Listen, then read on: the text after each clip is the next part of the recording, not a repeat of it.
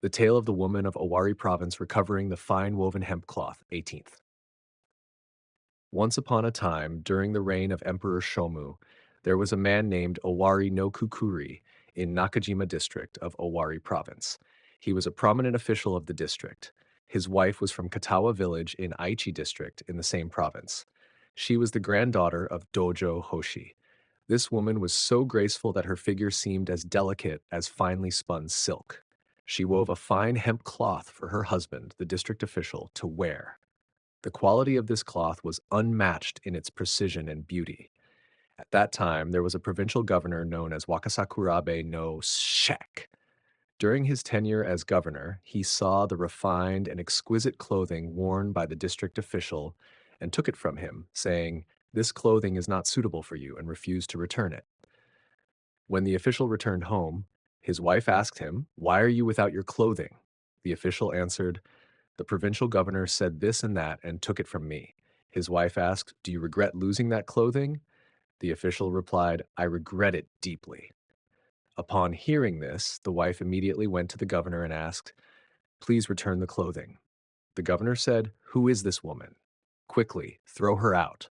However, when the men tried to seize her, she did not budge even an inch.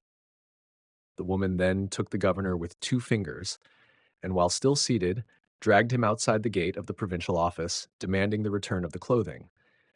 The governor, terrified, returned it to her. The woman took the clothing, cleaned it, and placed it back in order. Her strength was beyond that of ordinary people. She could snap bamboo as easily as one might twist silk threads. Later, the official's parents, having seen this, said to him, "If you keep this wife, the governor will surely harbor resentment, and this will bring great danger. It is not good for us either. You must send her away." Following his parents' advice, the official sent his wife away. The woman went to a place called Kusatsu River in her home village. While she was washing clothes, merchants on a boat loaded with grass passed by, mocking and harassing her. The woman said nothing for a while, but as the boatmen continued to insult her, she finally said, "Those who seek to harm others will surely suffer a painful blow to their cheeks." Upon hearing this, the boatmen stopped their boat, threw objects at the woman, and struck her. The woman did not respond to this, but she struck the middle of the boat, causing the stern to sink into the water. The boatmen hired local people to recover their goods and attempted to board the boat again. At that moment, the woman said, "Because of your lack of manners, I have stranded your boat here. Why do you mock and despise me?" She then pulled the entire boat and its cargo about a cho, approximately 109 meters upstream, and left it there. The boatmen knelt before her, saying, "We have sinned greatly. You are right." The woman forgave them. Afterward, in order to test the woman's strength, they had 500 men attempt to pull the boat, but it would not move. Thus, it became known that the woman's strength surpassed that of 500 men. Those who saw and heard of this said, "How strange! What could she have done in a previous life to be so strong in this world?" And thus the story has been passed down. The Tale of the Strong Monk Jitsuin of Mount Hiei, 19. Once upon a time, there was a monk named Jitsuin residing in the western pagoda of Mount Hiei. He was also known as the Monk of Komatsu. Renowned in both exoteric and esoteric teachings, he was a man of great influence. In addition to his scholarly reputation, Jitsuin possessed extraordinary physical strength.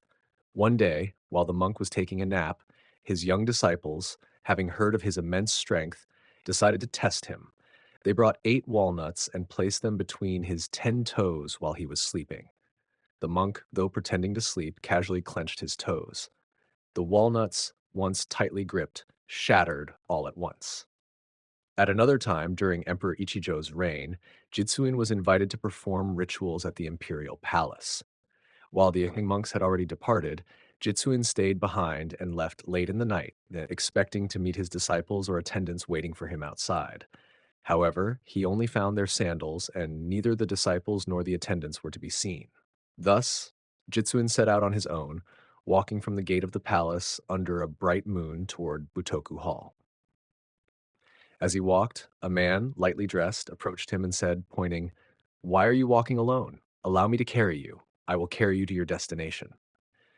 Jitsuin, thinking nothing of it, replied, "That would be most helpful," and calmly let the man carry him.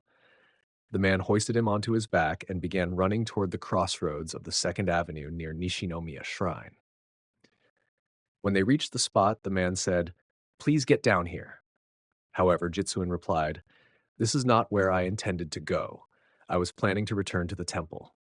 The man, unaware of Jitsuin's incredible strength, thought, "This monk must be wearing an exceptionally heavy garment."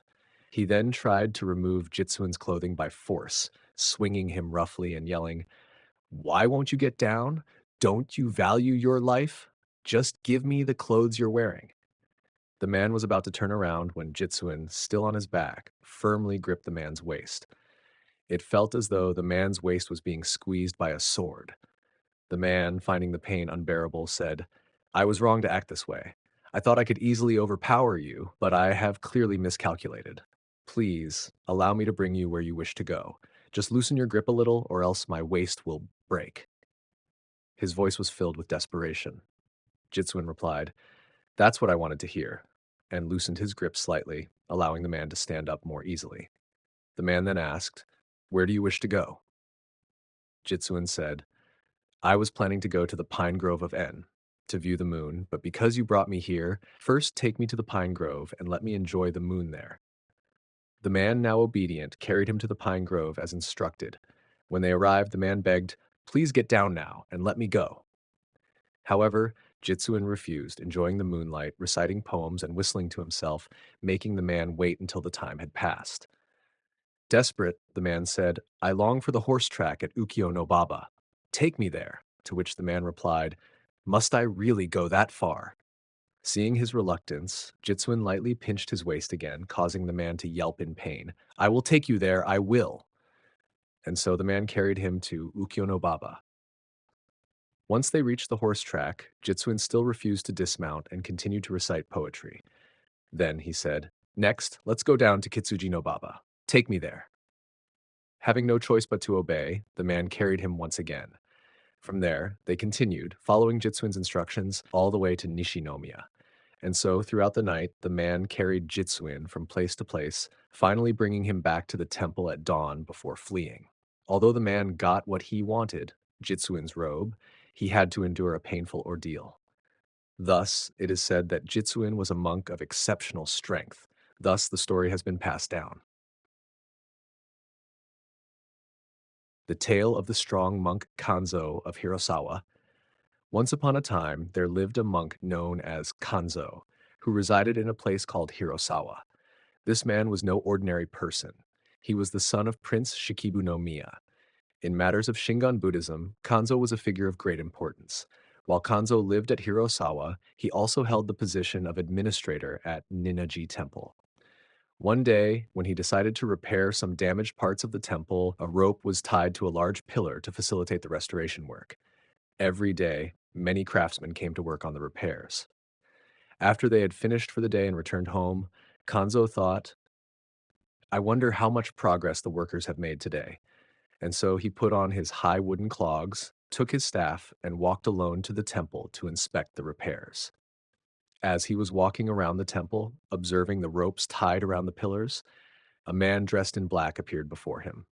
The man wore a hanging eboshi hat, and since it was twilight, Kanzō couldn't clearly see his face. The man squatted down in front of Kanzō, drawing a sword and holding it in reverse, as if trying to hide it. Kanzō, seeing this, asked, "Who are you?" The man, kneeling on one knee, responded, "I am a wretched man, unable to bear the cold. I thought I would ask you to kindly give me one or two of the garments you are wearing." As the man spoke, he seemed about to leap at Kanzō. However, Kanzō calmly said, "There's no need for that. If you simply ask, there's no reason to be so frightening. What a foolish man." He then walked around the man and delivered a powerful kick to the man's backside. The moment Kanzō kicked him, the man vanished. Puzzled by this, Kanzō continued walking back toward his quarters. When he neared his residence, he raised his voice and called out, "Is anyone there?" Hearing his call, a monk came rushing out. Kanzō instructed, "Go and fetch a light. I encountered a man who tried to strip me of my clothes but then disappeared. I wish to investigate further. Go call the others." The monk hurried back to the quarters, calling out, Our master was attacked by a thief. Quickly, everyone, come at once. The monks, about 70 or 80 in number, grabbed torches and swords and rushed to where Kanzō was waiting. When they arrived, they asked, "Where is the thief?" Kanzō replied, "The man who tried to strip me of my clothes was here. Fearing something that might happen if I let him proceed, I kicked him and he disappeared. It's strange. Light your torches high and search the area. He may still be hiding." Although some monks found this amusing, they began to search with their torches. One monk finally spotted the man, stuck and unmoving, wedged tightly between the pillars. The monk called out, "There! There is someone wedged in the pillars. Could this be him?" Kanzō, recalling the man's appearance, said, "Yes, it was a man dressed in black." The monks climbed up to the pillars and found the man, his face pale, unable to move, still clutching his sword.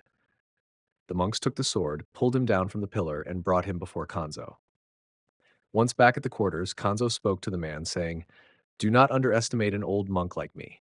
Behaving this way will only bring you harm. From now on, you must abandon such deeds." Kanzō then removed his own thick, padded robe and gave it to the man, dismissing him from the temple. After that, no one knew what became of him. It was well known that Kanzō was an exceptionally strong man. The thief, unaware of Kanzō's strength, had thought to steal his robe, but instead found himself kicked and trapped between the pillars. People said that such a powerful kick must have caused harm to the thief as well. It is said that the current monks of Ninnaji descend from the lineage of Kanzō, and this story has been passed down. The Tale of the Sumo Wrestler Narimura from the Daigaku Group, Chapter 21. Once upon a time, there was an old sumo wrestler named Narimura, known for his white hair, living in the province of Mutsu. Narimura's father was named Keisoku, and his grandfather was named Arisuke. In the year when Narimura was to participate in the sumo matches, sumo wrestlers from different provinces gathered and waited for the festival. While waiting, they went to the Suzaku Gate to cool off. As they strolled around and considered returning to their lodgings, they walked east along Nijo Street and then rushed down towards Mifuku. As they passed the east gate of the Daigaku dormitory, many of the students came out to cool off by the gate. When they saw the sumo wrestlers passing by, all wearing suikan, light robes, with their iboshi hats tucked into their belts, the students were displeased and said, "We shall not let them pass. Let's stop them." So they blocked the road, refusing to let the sumo wrestlers through. However, since these were distinguished men from important places, it would have been hard for the students to hold them back for long. Among the students was a tall man wearing a crown and formal robe who stood out and tried to stop them. Seeing this, Naramura said to his fellow sumo wrestlers, "Let's return to the Suzaku Gate." After returning, Naramura discussed with the other sumo wrestlers, saying, "The way those students from Daigaku blocked our path is unbearable. I thought about forcing our way through, but decided not to today. We'll return tomorrow and definitely pass through." Among them, there was a particularly clever man who blocked our way and said, "Let's stop them." Naramura then pointed to a sumo wrestler from Stek province and said, "Tomorrow, kick that man in the rear so hard that he bleeds." The wrestler scratched his side and replied, "If I kick him, he won't survive. I'll make sure to kick him with all my strength." That wrestler was known for his exceptional strength and was highly regarded among the sumo wrestlers. Because of his speed and fierce nature, Narimura believed he was the right man for the task. So, that day, they all returned to their lodgings. The next day, the sumo wrestlers who hadn't shown up the day before gathered in great numbers. The students of Daigaku seemed to understand the sumo wrestlers' intentions and, with even more people than the previous day, noisily blocked the road again, shouting, "We won't let them pass." As the sumo wrestlers gathered and walked down the road like the day before, the students, particularly the one who had stood out the previous day, once again blocked the road. At that moment, Narimura told the wrestler from Suo, "Kick that man in the rear." The wrestler, taller and younger than the others, confidently approached the man, hiking up his hakama, and the other sumo wrestlers followed behind. As they tried to push their way through, the students once again blocked their path. The wrestler raised his foot to kick the man who stood in their way, but the man dodged, causing the wrestler to miss and fall backward. The student grabbed his leg, lifted him as if he were holding a light stick, and threw him at the other sumo wrestlers. Seeing this, the other sumo wrestlers panicked and ran away. The student then threw the wrestler down again, tossing him several feet away, and the wrestler collapsed to the ground, unable to get up, his body broken. Unaware of this, Naramura ran towards Suzaku Gate. Seeing what happened, he thought, that man must be extraordinarily strong, and in astonishment tried to flee. However, the student gave chase, and as Naramura ran towards the gate, he escaped through a side door. But the student quickly caught up, and as Naramura tried to jump over a stone wall, the student reached out to grab him. Naramura managed to get over the wall, but his heel was caught in his sandal, and the student sliced through the heel with a blade, cutting both the sandal and his skin. When Naramura stood inside the wall and looked at his foot, blood poured out, and the heel of his sandal was gone. Narimura thought, the student who chased me has an incredible amount of strength. He not only threw the wrestler, but also treated him like a staff and tossed him aside. The world is vast, and there are some truly terrifying people. With that thought, Narimura secretly returned to his lodging. The wrestler who had been thrown was already dead by the time his followers arrived and carried him back to the inn. That year, no sumo matches were held. Later, Narimura spoke to the governor of the province about the incident, who was amazed by the story. Narimura said, "Even I was no match for that man. The students from Daigaku, particularly that one, are exceptionally strong, with no shame even compared to the sumo wrestlers of old." The governor then reported this matter to the court, but despite an inquiry, nothing more was heard about the man, and the matter ended there. Thus, the story has been passed down. The tale of sumo wrestler Kaikō Tsuneyo facing the snake. Once upon a time, in the province of Tango, there lived a sumo wrestler named Kaikō Tsuneyo. Near the house where Tsuneyo resided, there was an old river, known for a deep pool that made the area seem ominous. One summer day, Tsuneyo, wearing only a light summer robe with a simple sash, sandals on his feet, and holding a staff known as a mataburizue, went for a stroll to cool off. Accompanying him was a single young boy. As they wandered about, they arrived at a place under a tree near the pool. The water was a deep blue, and the bottom could not be seen, adding to the eerie atmosphere. Reeds and other vegetation grew thick along the edge. As Tsuneyo stood there observing, the water began to surge from the opposite shore, drawing nearer. Tsuneyo, startled by this unusual occurrence, watched closely. Suddenly, a massive snake lifted its head from the water, revealing its fearsome form. Seeing this, Tsuneyo thought, judging by the size of its head, this snake must be enormous. Could it be trying to come ashore here? As he stood still, the snake locked its gaze on him for a while, then slowly lowered its head back into the water. Soon after, the water swelled once more, and the tail of the snake emerged, drifting toward Tsuneyo. Tsuneyo, growing increasingly uneasy, wondered, what could this snake be up to? As he continued watching, the snake's tail suddenly wrapped around his legs twice. What is it planning to do? Tsuneyo thought as he remained standing. Suddenly, the snake tightened its grip and began pulling him toward the water. Realizing this, Tsuneyo braced himself, feeling the tremendous force pulling him. His sandal broke under the strain. I'm going to be dragged into the river, he thought. Summoning his full strength, Tsuneyo planted his feet firmly on the ground, even as the snake pulled with increasing force. His foot sank 5 or 6 inches into the hard earth, but he held his ground. Just when it seemed he would be dragged away, the snake's tail snapped like a rope. Blood surfaced in the water, and the snake's severed tail flew up onto the shore. It's been severed, Tsuneyo realized as he stepped back and unwound the tail from his legs. Despite washing his legs in the water, the marks from the snake's coils remained visible. Soon after, several of his attendants arrived. One of them suggested, let's wash the marks with sake. Quickly, they retrieved some sake and washed the wounds. Then, they pulled up the snake's severed tail to inspect it. The tail was massive. Its diameter at the point of the cut was around 1 shaku, about 30 centimeters. When they sent someone to look for the head on the opposite bank, they found that the snake had coiled its head several times around the roots of a large tree. It had attempted to pull Tsuneyo into the river using its tail, but the snake's strength had been no match for Tsuneyo's, resulting in its tail being severed. The snake, oblivious to its fate, must have continued pulling, unaware that its own body had been cut in half. This, Tsuneyo thought, was truly a strange and unusual occurrence.